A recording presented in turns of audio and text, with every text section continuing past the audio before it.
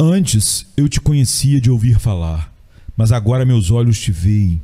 Por isso me abomino e me arrependo no pó e na cinza. Jó 42, 5 e 6. Deus havia falado, Jó tremeu. O Senhor se revelou, Jó ouviu. Verdadeiramente, Deus apenas exibiu as orlas do seu manto e desvendou uma parte de seus caminhos. Mas nisso havia tanta glória inefável que Jó pôs a mão sobre a boca em sinal do seu consentimento silencioso às reivindicações do Eterno. Deus falou com Jó do turbilhão sobre a grandeza do seu poder, as maravilhas da sua operação, o esplendor de sua habilidade, a infinidade de sua sabedoria. Leia com atenção aquele maravilhoso discurso do Altíssimo ao trêmulo patriarca. Não me atrevo a chamá-lo de poesia, pois ela se eleva tanto acima da poesia humana, quanto a poesia mais sublime está acima da prosa mais pobre. É simplesmente uma declaração de fatos, e estes são mencionados na linguagem do tipo mais simples, mas a glória avassaladora do anunciado está nos próprios fatos. Essas estrofes sublimes são faladas no idioma de Deus. Só os que conhecem o estilo peculiar do Deus vivo se familiarizam com a palavra sagrada em espírito e em verdade e podem distinguir imediatamente a fala de Deus da dos homens.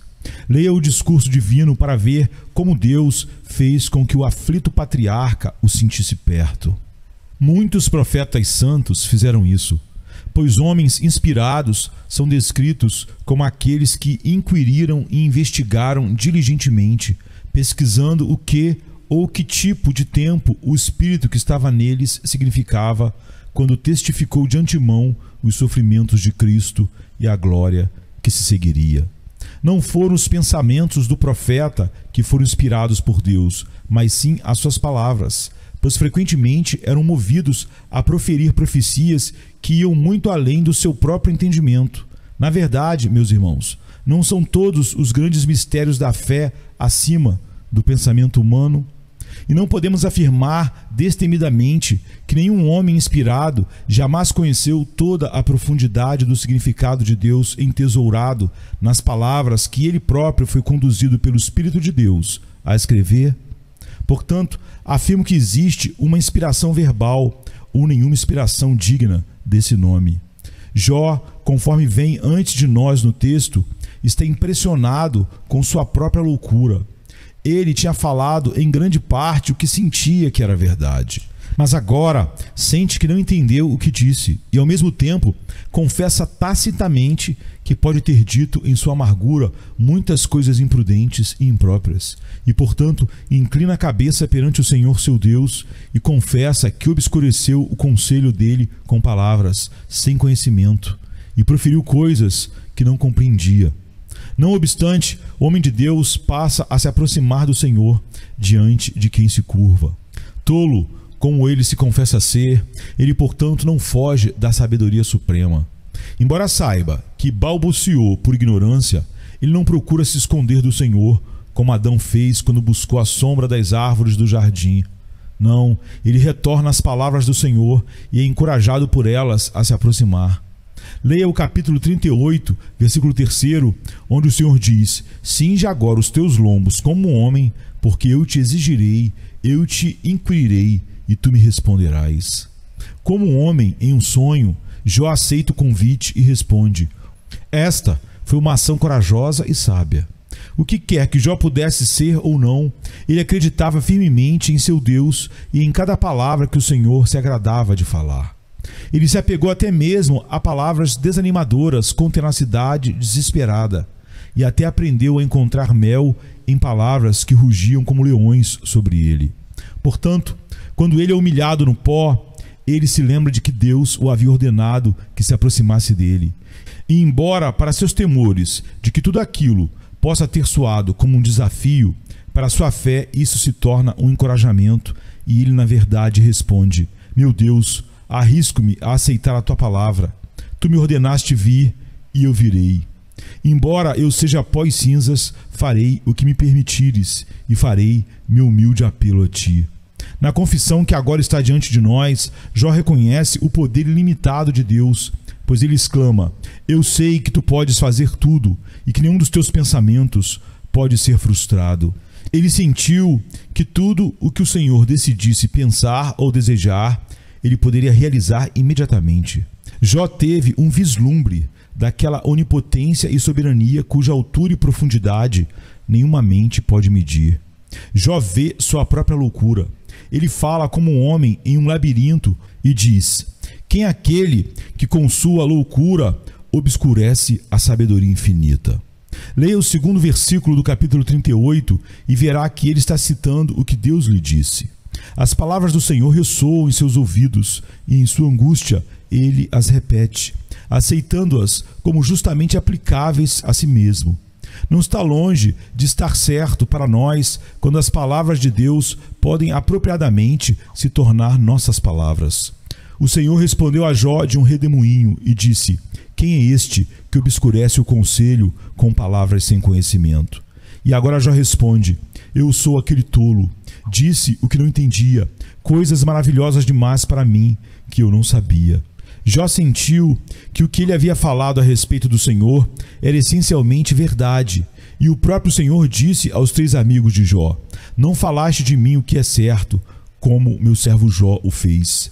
Mas sob um certo sentido da presença divina, Jó sentiu que, mesmo quando falava corretamente, falava além do seu próprio conhecimento, proferindo palavras cujas profundezas de significado ele mesmo não conseguia compreender. Queridos, é totalmente errado permitir que nosso senso de tolice ou pecado nos afaste de Deus. Mas é totalmente certo quando nossa humilhação nos leva ao Senhor e nossa necessidade consciente nos leva ao trono da graça. Quanto mais tolos e pecadores somos, mais urgente é nossa necessidade de ir a Deus, o único que pode nos tornar limpos e nos instruir no caminho da sabedoria celestial. Recomendo a você, portanto, o servo de Deus Jó, de quem posso dizer, qualquer que seja a falha que possamos perceber nele, nenhum de nós poderia ter se comportado tão gloriosamente como ele, a menos que, de fato, o Senhor nos desse a mesma graça. O Senhor levou Jó a criticar ele mesmo, mas o próprio Deus não se queixa dele, mas até o elogia. Os 3 amigos carinhosos receberam a ordem de trazer um sacrifício caro, mas isso não foi exigido de Jó. E mesmo quando trouxeram seus 7 novilhos, o Senhor não os aceitou até que Jó, a quem haviam condenado, intercedesse por eles. Jó tirou a palma da mão do conflito. Portanto, façamos como Jó fez e aproximemo-nos do Senhor com confiança infantil, mesmo quando ele parece franzir a testa. Vamos chegar onde Jó estava quando disse: embora ele me mate, ainda assim confiarei nele. Quando nos curvamos mais profundamente diante do seu trono, não permitamos que nossa humilde curvatura tenha nada de distanciado nela. Estaremos totalmente curvados no pó diante de ti, ó Senhor, mas ao mesmo tempo nosso clamor é: mais perto de ti. Antes eu te conhecia de ouvir falar, mas agora meus olhos te veem. Por isso me abomino e me arrependo no pó e na cinza. Jó já tinha ouvido falar de Deus há muito tempo, e isso é uma grande questão. Não acho que ele quisesse dizer apenas que tinha ouvido homens falarem de Deus, mas que realmente tinha, por si mesmo, ouvido a voz de Deus. Ele tinha sido um crente reverente nos ensinamentos de Deus e um servo obediente aos seus mandamentos. Por isso, ele realmente tinha ouvido Deus. O homem que pode dizer isso pode dizer muito. Se Deus já esteve falando com você, você tem muitos motivos para agradecer. É claro que você não está morto em pecado.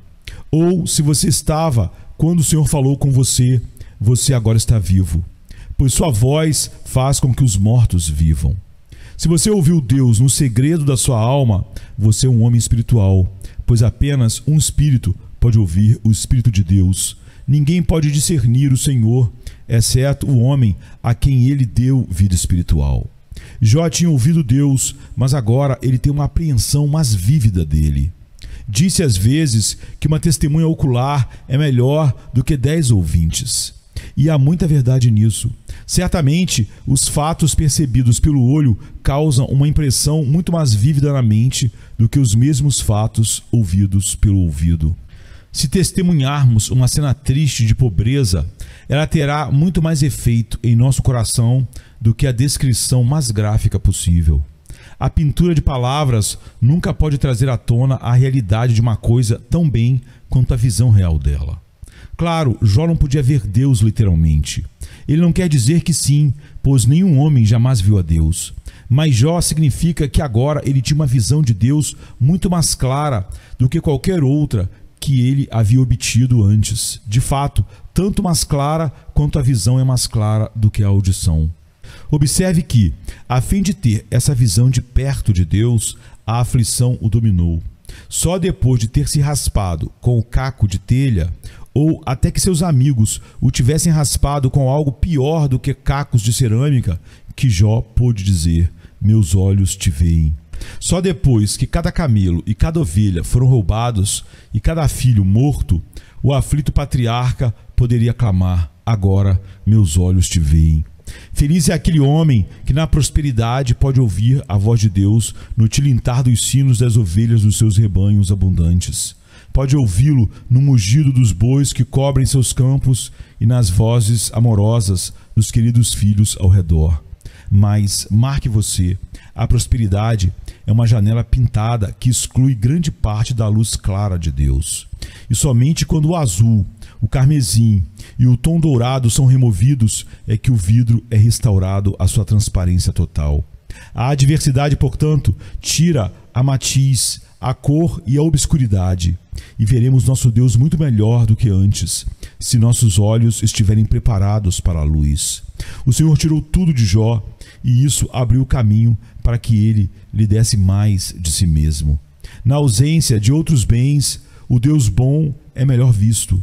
Na prosperidade, Deus é ouvido, e isso é uma bênção, mas na adversidade, Deus é visto, e essa é uma bênção muito maior. A adversidade santificada acelera nossa sensibilidade espiritual. Tristeza após tristeza despertará o espírito e infundirá nele uma delicadeza de percepção que, talvez, nem sempre nos ocorre de outra forma. Digo propositalmente talvez, pois acredito que alguns santos escolhidos são favorecidos para alcançá-lo por meios mais suaves, mas acho que são muito poucos.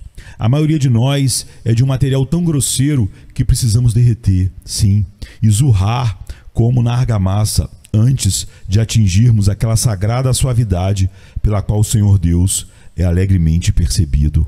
Ó Filho de Deus, se você vai sofrer tanto quanto Jó sofreu, se você conseguir ver o Senhor com um olho espiritualmente iluminado, você pode ser grato pelo processo doloroso. Quem não iria a Patmos se pudesse ter as visões de João? E quem não se sentaria no montouro com Jó para gritar com ele: agora os meus olhos te veem? Possivelmente também útil para isso foi a deserção de Jó por seus amigos.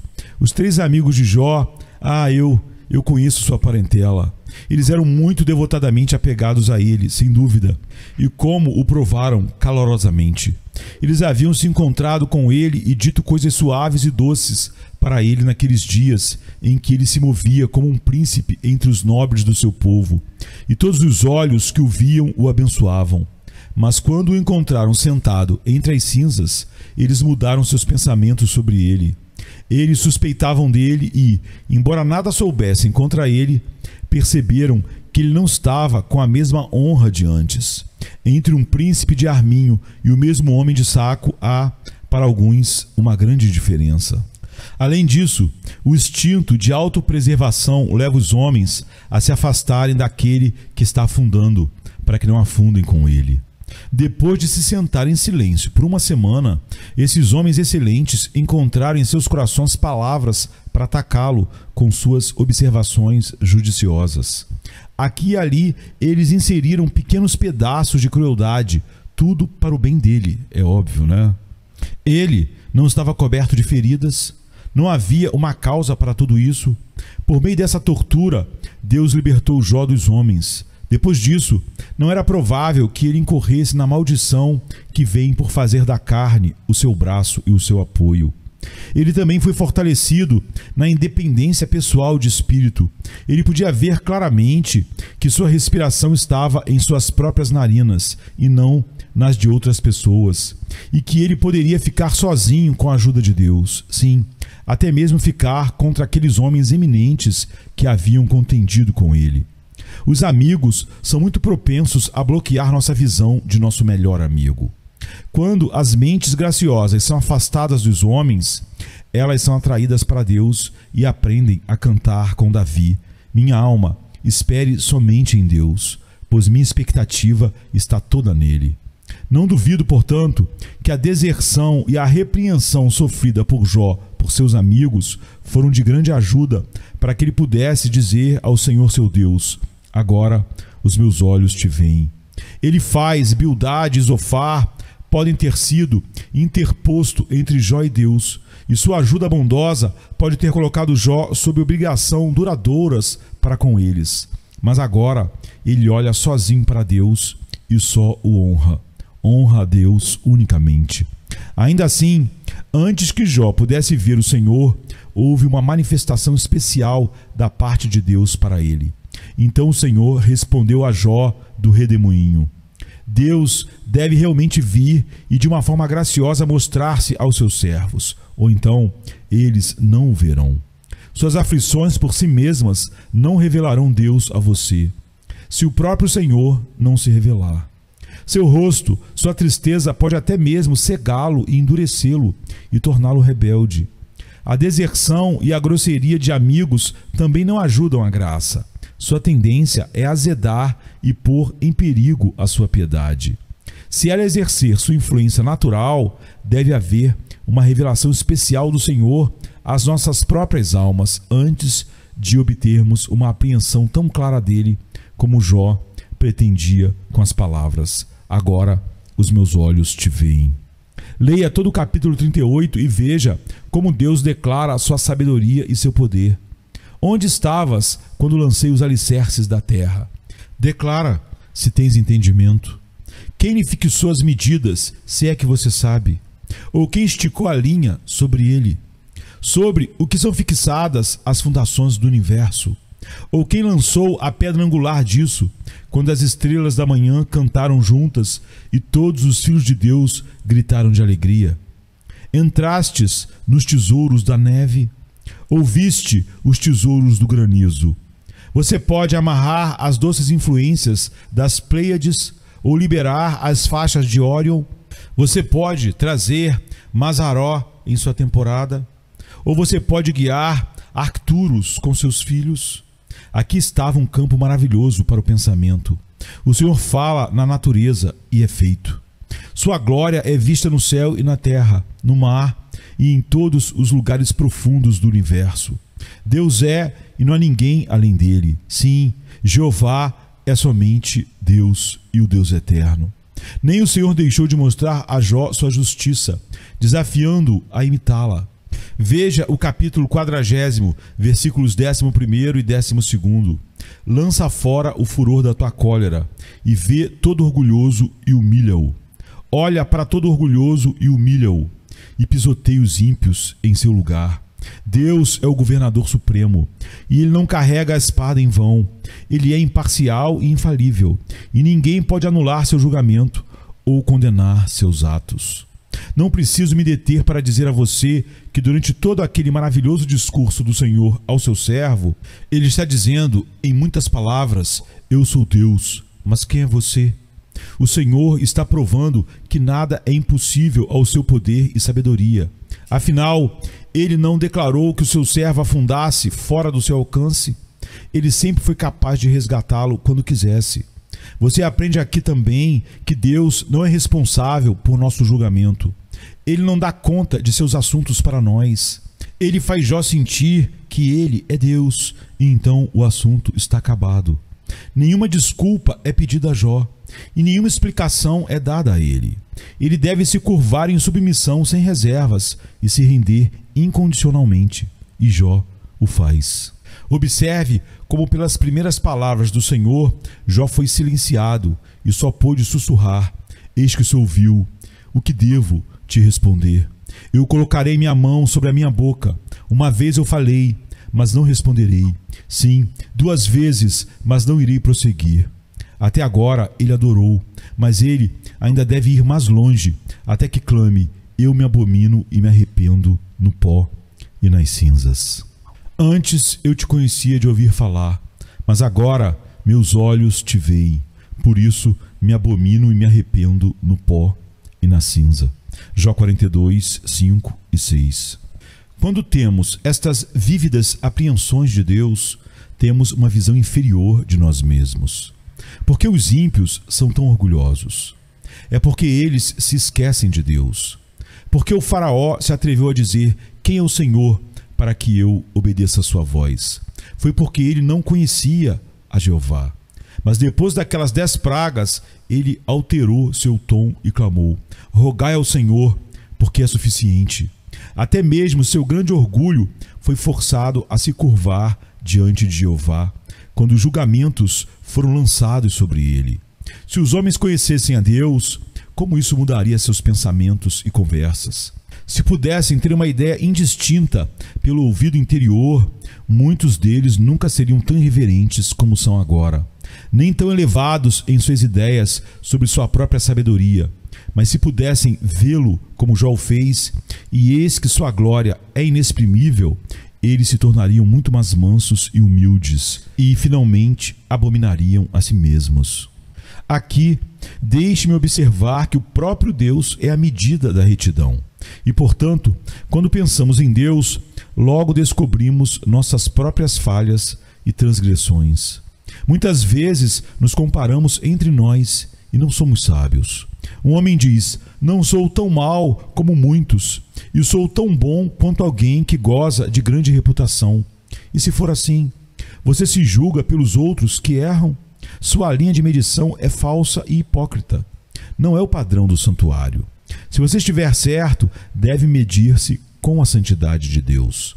O próprio Deus é o padrão da santidade perfeita: verdade, amor e justiça. E se você carece da sua glória, você está aquém do que deveria ser. Quando penso nisso, a justiça própria me parece uma insanidade miserável. Se você quer saber o que é Deus, ele se coloca diante de nós na pessoa do seu querido Filho. Em todos os aspectos em que ficamos aquém do caráter perfeito de Jesus, pecamos. Não há melhor descrição do pecado que eu conheça do que esta. Pecado é qualquer falta de conformidade com a lei de Deus.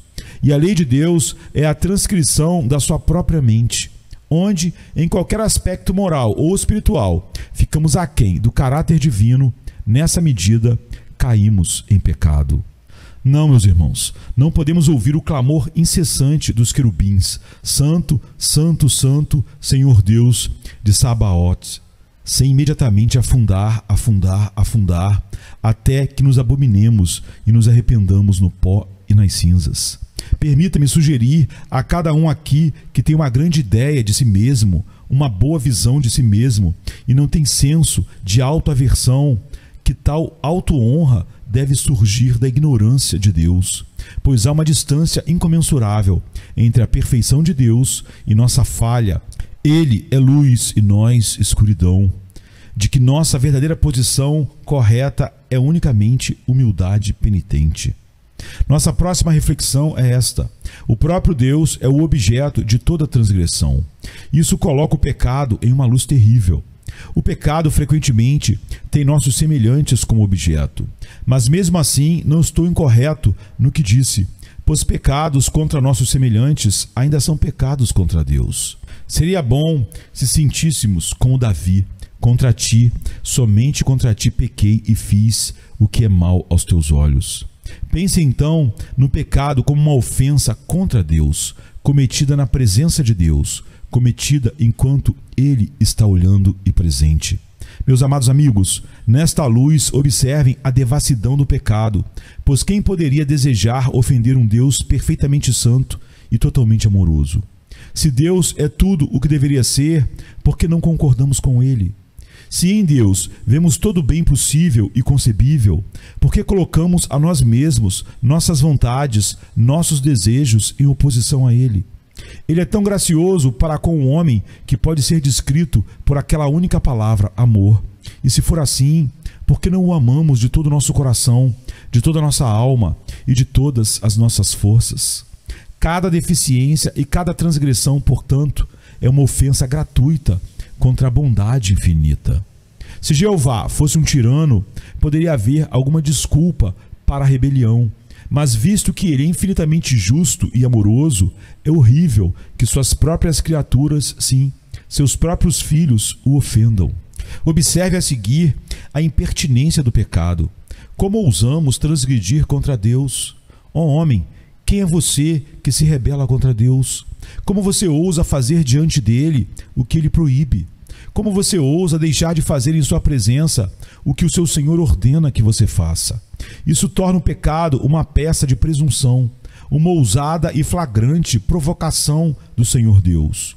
Assim, é evidente que na presença imediata de Deus, o pecado aparece como ele mesmo é, em sua escuridão total, e você sinta o seu peso infinito. O fato de que o pecado é dirigido a Deus nos faz inclinar-nos em humildade. Embora alguns de nós possamos manter nossas cabeças erguidas entre nossos semelhantes, podemos dizer: não sou nem um bêbado, nem um ladrão, nem um mentiroso, nem ofendi as leis da integridade e da caridade. Ainda assim, quando nós, diante de Deus, percebemos que não tratamos com Ele como deveríamos, vemos apenas escuridão em nós, tanto fora quanto dentro, em nossos corações. Para Ele temos sido ladrões, roubando de sua glória. Será que um homem roubará a Deus? Diz o profeta. Temos sido mentirosos para Ele, agimos traiçoeiramente e quebramos nossas promessas. Para Ele temos sido ingratos, para Ele temos sido piores do que os animais, brutos e irracionais. Em vez de equidade, tratamos com Ele com iniquidade. Em vez de amor, eliminamos inimizade contra Ele. O Senhor tem alimentado e criado filhos e eles se rebelaram contra Ele. Até mesmo nossas coisas sagradas foram contaminadas. Nossas melhores lágrimas precisam ser choradas de novo e arrependimento precisamos para elas. E nossa fé mais verdadeira está estragada pela incredulidade. Quando pensamos nisso, podemos entender por que Jó disse: agora meus olhos te veem, por isso me abomino. Mais uma vez, quando Deus é visto com admiração, necessariamente ficamos cheios de aversão a nós mesmos. Quanto mais você aprecia a Deus, mais se deprecia. Enquanto o pensamento de Deus sobe cada vez mais alto e mais alto, você também vai afundar cada vez mais em sua própria estima. A palavra usada por Jó, eu me abomino, é forte. Pode ser parafraseado assim: eu me enojo, eu me enjoo, estou com nojo de mim mesmo. Eu expulso de minha alma todo pensamento orgulhoso de mim, todo pensamento altivo de mim mesmo. Expulso de mim como uma coisa doentia e intolerável. Queridos amigos, vocês não viram Deus direito se sua aversão se volta para seus semelhantes. Mas se o único homem que vocês abominam é vocês mesmos, vocês não estão enganados. Uma visão de Deus nos fará considerar nossos semelhantes com simpatia, como envolvidos no mesmo pecado e miséria que nós. Como um perigo comum em um navio naufragando torna cada homem um irmão de seu semelhante, um senso claro da nossa culpa e ruína comuns nos fará sentir a irmandade do homem. Mas, por outro lado, uma visão de Deus nos impedirá de sonhar com excelência pessoal e nos obrigará a ocupar o quarto mais baixo. Visto que Deus é glorioso aos nossos olhos, ficamos envergonhados. Adoramos a Deus e, em contraste, abominamos a nós mesmos. Você sabe o que significa aversão a si mesmo? Alguns de vocês fazem, eu sei, e sabem. Estou certo de que, na proporção em que você realmente ama, reverencia e adora a Deus, nessa proporção você está cheio de aversão a si mesmo. Vocês, bons senhores, que mantêm suas cabeças tão erguidas que dificilmente podem passar pelas portas comuns, vocês não sabem nada disso. Vocês, senhoras altas e poderosas, que não podem condescender em se associar com alguém que não seja da sua posição superior. E vocês, homens orgulhosos, que esperam que todos adorem o bezerro de ouro que vocês montaram, vocês não sabem nada sobre isso. Ó vocês, homens maravilhosamente sábios, vocês, pessoas intelectuais, que tão modestamente se autodenominam atenciosos e cultos. Vocês tomam um pobre crente evangélico como se ele fosse um idiota. Que o Senhor lhes dê uma hora de Jó, uma hora na pele de Jó. Eu me abomino. E então você será suportável, mas como você está agora, você é uma provação. Embora o monturo seja o seu lugar apropriado, você cobiça o trono do Todo-Poderoso, mas ele não cederá a você. Você aprimoraria a revelação divina e revisaria a inspiração infalível, mas sua vanglória é vã. Ó, se vocês tivessem uma manifestação de Deus, uma visão verdadeira dele, e então vocês se conheceriam. Deus conceda a vocês, por sua misericórdia, uma visão de quem ele é. Antes eu te conhecia de ouvir falar, mas agora meus olhos te veem, por isso me abomino e me arrependo no pó e na cinza. Jó 42, 5 e 6.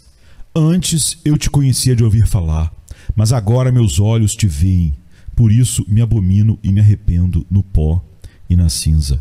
Jó 42, 5 e 6. Essa é a única visão que pode encher o coração de verdadeiro arrependimento. Jó diz: eu me abomino e me arrependo no pó e na cinza. A palavra eu mesmo foi adicionada pelos tradutores, e eles dificilmente poderiam ter agido de outra forma. A expressão de Jó, no entanto, refere-se a tudo o que saiu de si mesmo ou se escondeu dentro de si. Ele abominava tudo o que vinha fazendo e dizendo. Ele diz: eu me abomino e me arrependo no pó e na cinza. Do que ele se arrependeu? Acho que Jó se arrependeu primeiro daquela tremenda maldição que havia pronunciado no dia do seu nascimento, para o dia do seu nascimento. Foi uma coisa espantosa. Veja o 3º capítulo. Que pereça o dia em que eu nasci, e a noite em que foi dito, foi concebido um menino. Que esse dia seja escuridão. Não deixe Deus considerá-lo do alto, nem deixe a luz brilhar sobre ele. Não se una aos dias do ano, não se una aos números dos meses. Ele desejou ter morrido desde o ventre, que seu clamor do nascimento, que seu choro na hora de nascer tivesse sido o primeiro e o último. Por enquanto, eu deveria ter ficado quieto e quieto para sempre. Diante de Deus, Jó deve comer suas palavras amargas. É sempre uma pena falar muito nos momentos de agonia, porque podemos ter que desdizer o que nos escapa. Ele não amaldiçoou a Deus, mas amaldiçoou o dia do seu nascimento. E isso era impróprio. Disto ele se arrepende sem fingimento nem racionalização. Em seguida, Jó se arrependeu de todo o coração de seu desejo de morrer. No 6º capítulo, ele expressa isso como fez várias vezes. Ele diz: ó, que eu possa ter o meu pedido e que Deus me concederá aquilo que anseio, mesmo que fosse do agrado de Deus me destruir, que ele soltasse sua mão e me cortasse. Você se pergunta por que ele disse isso? Alguma vez o homem foi tão provado? Não me admira de forma alguma, mesmo com a maldição dele no dia do seu nascimento, considerando todas as dores físicas e irritações mentais e emocionais que ele estava sofrendo naquele momento. Eu me pergunto que ele interpretou o homem tão bem quanto fez, mas mesmo assim ele deve ter olhado para trás com profundo pesar por sua impaciência e por suas palavras. Os últimos versículos do livro são assim: depois disso, viveu Jó 140 anos e viu seus filhos e os filhos de seus filhos até 4 gerações. Então morreu Jó velho e cheio de dias. Este é o homem que implorou para morrer. Elias também disse: deixe-me morrer, não sou melhor do que meus pais. E mesmo assim, ele nunca morreu. Que pobres criaturas nós somos. Que pressa gerando impaciência, o que gera apenas mais pecado. Nossas aflições, ainda que fossem tão grandes quanto a de Jó, não nos dão razão ou desculpam por nós sermos impacientes e falarmos e pecarmos contra Deus. Jó teve que se arrepender a seguir de todas as suas reclamações contra Deus. Estas foram muitas.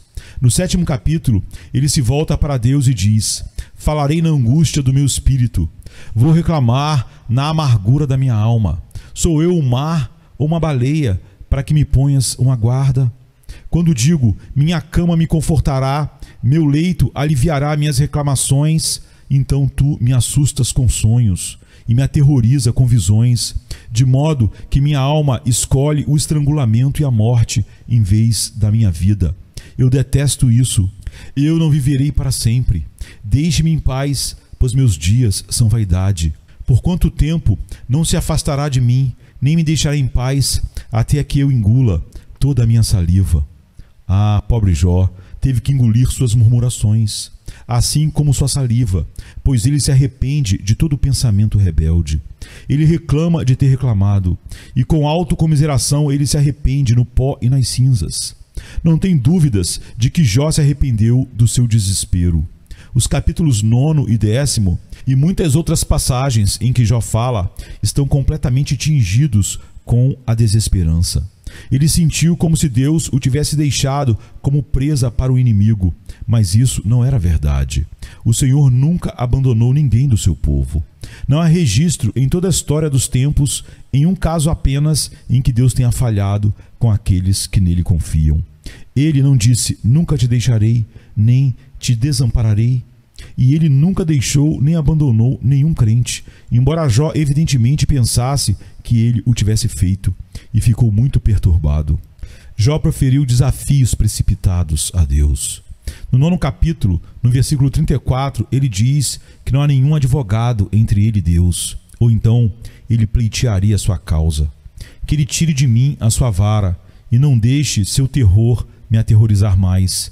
Então eu falaria e não o temeria, mas não é assim comigo. Isto estava errado, e Jó se abominava por ter caído por causa de um temperamento e da amargura do seu coração, e falado como um homem que não era um homem de Deus, como se não fosse um homem que conhecesse Deus. Seus críticos o incitaram, acusando-o cruelmente de hipocrisia e maldade. E Jó se vingou com grande seriedade, apelando a Deus e dizendo, tu sabes que não sou mau. Isso era verdade. A indignação de um coração honesto não pode ser culpada por falar assim aos homens, mas Jó sentiu que não poderia falar assim diante do Senhor. Ele poderia alegar sua inocência nos tribunais comuns dos homens, e lá ele poderia muito bem se defender, mas quando o assunto chegasse ao próprio tribunal do rei, ele não poderia responder da mesma forma. Mas Jó se sentiu compelido a se declarar culpado. Jó tem que se retratar de todas as suas palavras e desafios. Se o caso for ouvido como Jeová versus Jó, então Jó cede o ponto sem reserva alguma. Quem é aquele que pode contender com seu Criador por uma questão de santidade? Estamos errados. Deus deve estar certo. Seja verdadeiro Deus e mentiroso todo homem. Jó também teve que confessar que suas declarações obscureceram a sabedoria por palavras tolas sem conhecimento. Às vezes dizemos, eu entendo isso perfeitamente, eu poderia esclarecer esse mistério.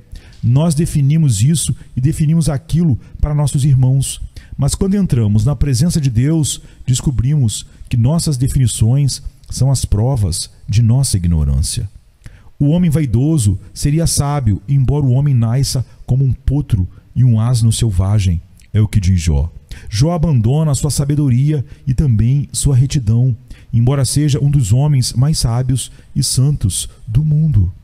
Embora não vejamos Deus, imaginamos que podemos ler todos os enigmas de sua palavra, mas quando o contemplamos mais de perto, dizemos como Davi, quão tolo fui eu fui um ignorante, fui como um animal diante de ti.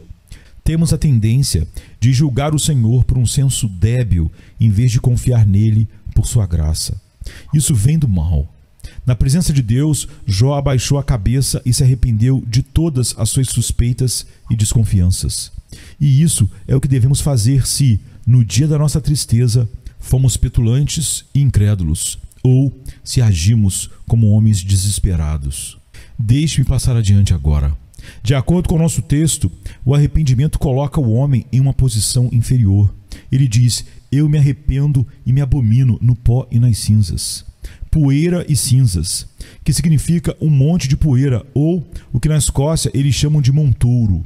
Jó havia transformado poeira e cinzas em seu quartel-general. O montouro, o local de refúgio, o lixão, era agora o local que ele sentiu ser adequado para ele.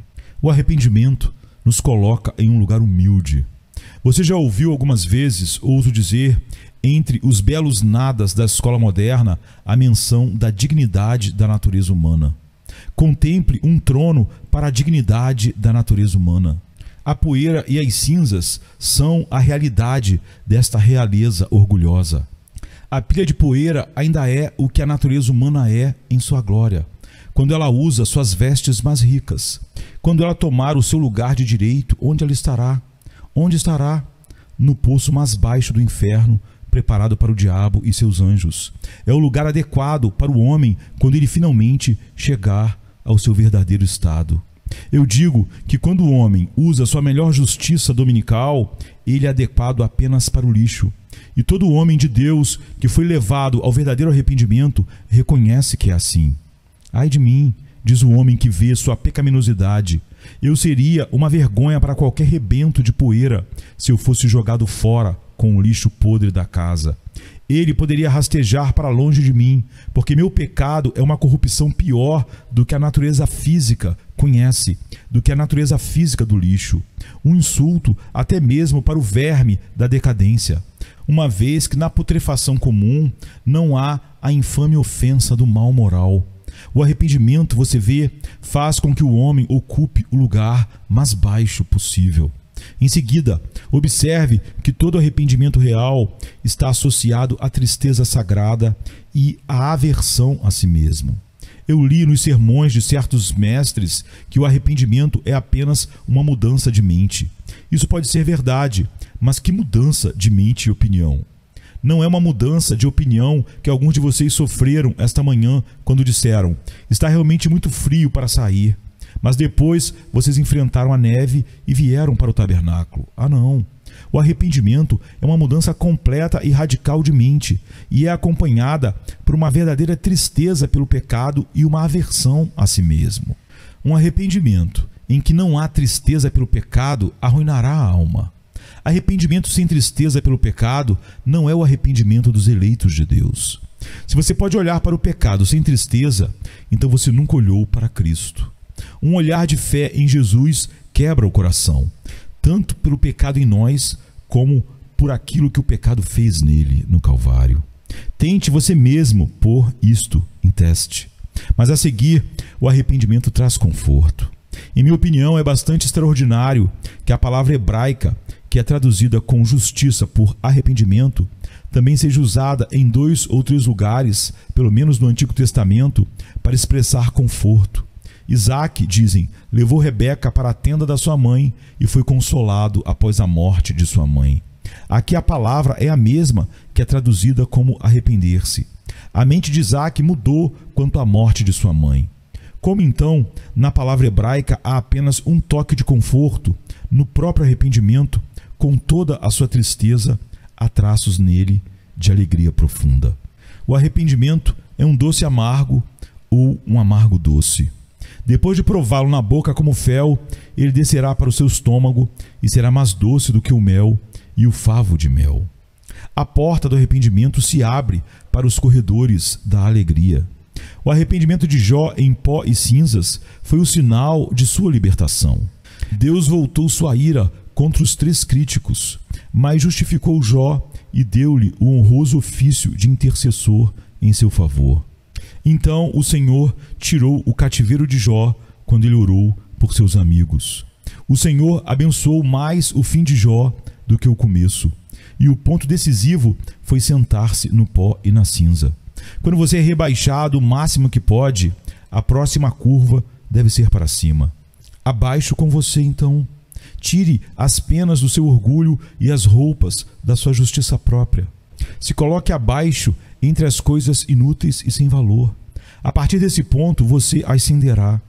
Quanto mais esmagado, humilde, exausto e perto da morte você estiver, mais preparado estará para que Deus o ressuscite. Jó era um santo incomparável. Nenhum de nós pode se comparar a ele. E se aquele homem justo tivesse que dizer: eu me arrependo e me abomino, o que você e eu diremos quando virmos Deus?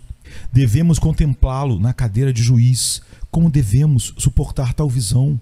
Se você não tem nenhuma justiça além da sua própria, você estará nu para sua vergonha no dia que o Senhor aparecer. Vocês, homens hipócritas, ousam ir diante de Deus em sua própria justiça? Se você ousar, fico maravilhado com sua presunção. Jó não ousou. Ele podia se levantar ousadamente diante de seus acusadores, mas quando estava diante de Deus, ele estava em outra atitude. Quando se trata de morrer e aparecer diante do Altíssimo, você que não tem nenhuma justiça, mas uma de sua própria fiação, uma ficção engendrada por você, o que você fará?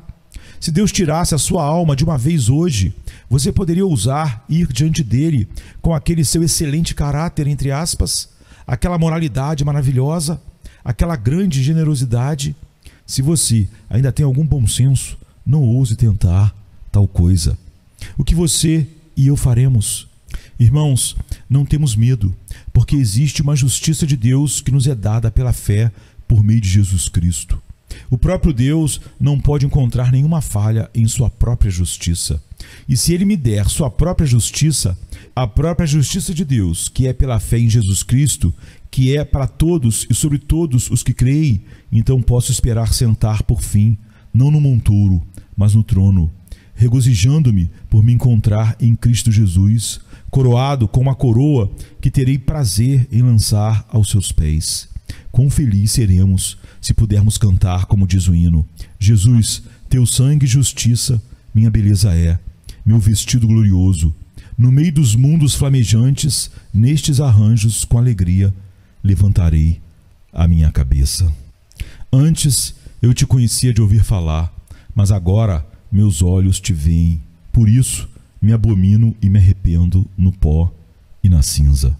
Jó 42, 5 e 6. Venha-se, cansado estás, e eu descanso darei.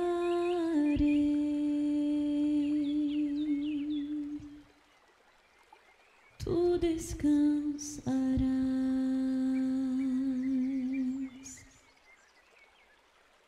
Vem a mim se não tens paz, e eu darei paz sem fim.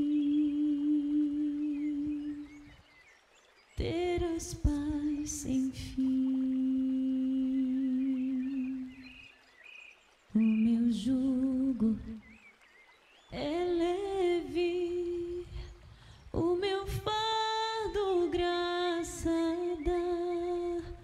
Tome tua cruz, te darei a paz.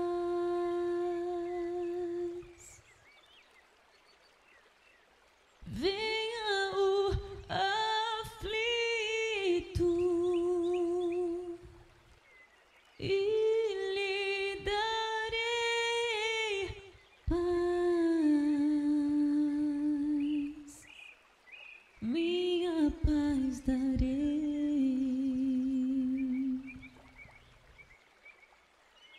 Venha a mim na dor sem fim, e eu darei paz, darei minha paz. Acalma